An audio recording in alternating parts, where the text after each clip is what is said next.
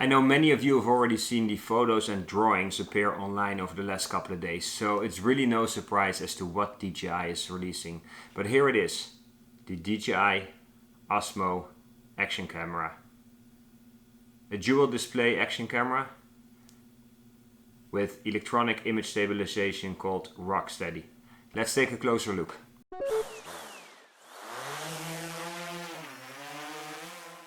Today we're going to take a look at the DJI Osmo Action, and we were able to run it through its paces already, so we'll give you our first impressions.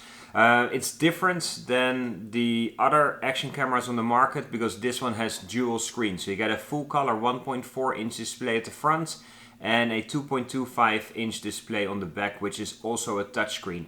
Unfortunately, the screen in the front is not a touch display, so only this one is. Let's take a closer look at this action camera and see if it stacks up to the competition, most notably the GoPro Hero 7. As you can see, it has a front display. It measures 1.4 inches. It's full color, but not a touch display. If you turn the camera over, there's a 2.25 inch display on the back, which is a full touch display. Taking a look at the camera itself, it features a 1/2.3 inch sensor that is able to shoot 12 megapixel stills.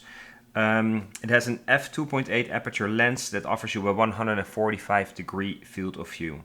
The DJI Osmo Action shoots 4K video up to 60 frames per second with a 100 megabits per second bitrate. It's the first camera in which DJI is offering its electronics image stabilization called RockSteady, and as you'll see later on in this video, RockSteady does actually a pretty good job of keeping your camera or your footage at least stable. To test the image stabilization, I mounted both cameras one at a time onto my fat bike and took it down one of my favorite trails here in Westchester County.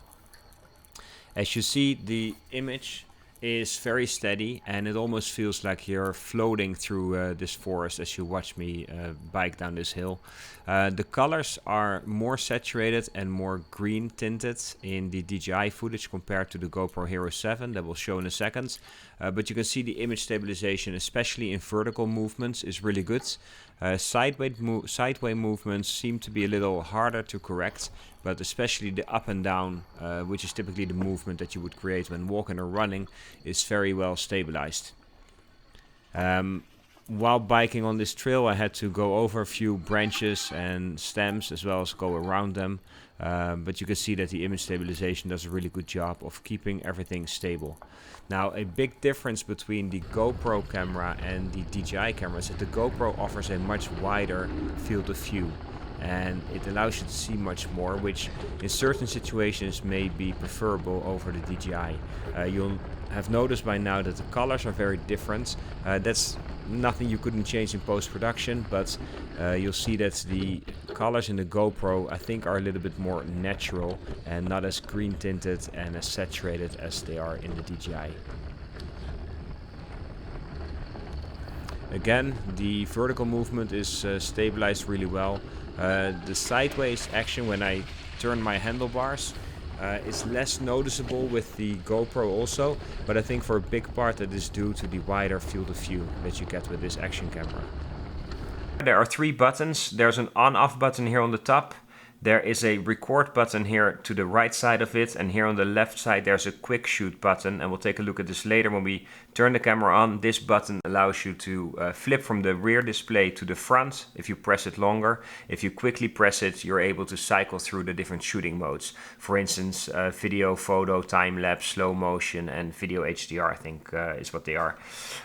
Also, this cover that protects your lens comes off, and DJI already offers as an accessory ND filters. Third-party suppliers are also coming out with ND filters. We're hoping to have different sets of them available soon so we can run them to a test. Of course, ND filters, neutral density filters, are important if you want to have better control over the lighting in your video footage. So for more cinematic purposes, that's something you may want to look into. Now, on the top of the camera, you find a microphone, and there's another one here on the right-hand side. So you have two microphones with the DJI Osmo Action. DJI is also gonna sell a 3.5mm adapter that's gonna allow you to use external microphones. So especially for a more vlogging style setup outside when you have wind you may want to use an external microphone to get better quality sound. The DJI Osmo Action is dustproof, waterproof up to 36 feet and shockproof up to 5 feet, and can also be used in below freezing temperatures up to 14 degrees Fahrenheit. Now if you turn the camera over, you'll see two latches here. You have to unlock both of them in order to get the battery out. Now the battery and the battery cover are attached to each other. You'll be able to buy spare batteries, and they're hot swappable, as you can see. So if you are planning to shoot more footage in a day, you may want to bring extra batteries. Unfortunately though, right now you cannot buy them yet on the DJI store, so we'll have to wait and see when they become available. One thing to point out though is that make sure that this is really well closed, otherwise your camera will not be waterproof. And the same goes for this latch here on the side. I always find it easier to open it up with 2 fingers. Here you'll find the slot for the micro SD card as well as a USB-C charging port. Now let's turn the camera on. It takes about 1.5 seconds for this camera to come alive. It starts with using the rear display, and you'll see that you have different menu options here, swiping from the side. So this is your playback menu with all the clips that I've shot with this camera. If you swipe from the right hand side, you get a menu that's either applicable to photography, which in this case it is, so you can leave it on auto or manual settings, and you can also pick auto white balance, de-warping, and the file format. So auto white balance you can change to custom. If you do set it to custom, you can actually change the Kelvin value, which is really nice. Let's switch it back to auto. De-warping feature, it does crop a little bit, but it gets rid of the warped lines. And then JPEG, you can also shoot in JPEG and RAW. Now if you swipe from the bottom, you have other different features. Aspect ratio 4.3, 16.9, and a countdown. So there's a timer on here as well if you want to take selfies. We leave that on off for now. If you swipe from the top, then you have a different set of menus. You can set custom configuration settings and save them here. The screen brightness is something you can adjust. You can lock the screen.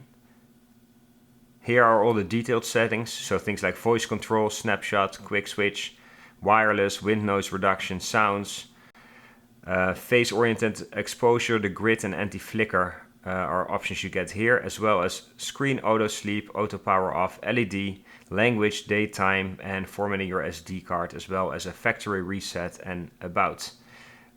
Let's get out of this menu real quick. The button here is to help the camera figure out the orientation, so you can either turn it on, off, or on auto. This is auto exposure and spot metering that you can turn on and off. So here you can select where you want it to be measured. From the top down. Voice controls on and off.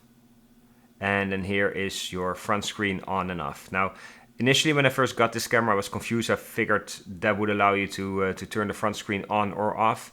It does, but however, to activate the front screen, you have to press this side button. And then you hear this sound, it swaps, and now it swaps to the front. To turn back, you press the side button again, and now your rear view, your rear screen becomes active again. If you press this side button briefly, you can cycle through video, HDR video, slow motion, time lapse, and picture taking. The different resolution settings here at the top that you can cycle through. So 720 all the way up to 4K. And also the frames per second you can change. Now you see here how it says RockSteady. If you go to 4K video footage, RockSteady is available up to 60 frames per second. We've had really good results with 4K and RockSteady. I've heard that the best image stabilization actually takes place at 2.7K at 30 frames per second. This is something we'll confirm in testing, but at least I wanted to share that with you guys.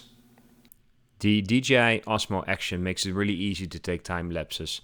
You pick your interval, meaning how many seconds in between each photo. You pick the resolution, 1080, 2.7K or 4K, and then you decide the duration of your time lapse. So you can pick 5, 10 or 15 minutes all the way up to infinity, and that's how you take a time lapse. So then I took the DJI Osmo Action and the GoPro Hero 7 to Breakneck Mountain, which is a hiking trail here north of Cold Spring, New York, right on the Hudson River. And as you can see, it offers you amazing views. I wanted to see how the image stabilization compares between the two different cameras when hiking and climbing up the rocks, which is of course slightly different than mountain biking.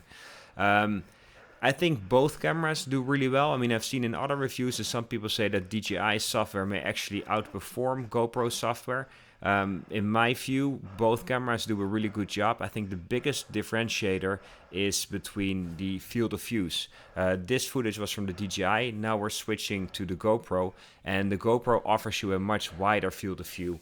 It's perhaps less cinematic or less dramatic, but at the same time, if you want to capture all your movements and you want to show more of the surrounding area as you are mountain biking or skiing, snowboarding or hiking, as I'm doing here, the GoPro does give you more information as to the environments that you're in, and it allows you to see more. The difference between the cameras here is that the GoPro is angled a little bit more downward, so it's not exactly the same view that you got with the DJI camera, but you do get to see a lot more. So I think it all comes down to a personal preference and the purpose of the video. Now, the DJI mounts in the same way as you mount a GoPro camera, so all your accessories that you may already have are interchangeable. And that wraps up our first impressions of the DJI Osmo Action. We think it's a great camera. It sells for $349, which is a very competitive price, especially considering that you're getting two displays with this camera. You can pick them up as of today on the official DJI store online. They have started shipping them already. Also, Drone Nerds, the drone retailer out of Miami, Florida, started selling them as well. For the other retailers, for instance, B&H, Adorama, Amazon, Best Buy, you have to wait until May 22nd. Don't ask me why Drone Nerds already has them, but they do, so you can pick up your version there as well. We'll be running more comparison tests between the DJI Osmo Action and the GoPro Hero 7. Also, we're going to be putting together a full review of the DJI Osmo Action. We hope to get that out to you shortly. And as always, like our videos please and subscribe to our channel. We'll be back with more drone news to you soon. Thank you so much and take care, guys.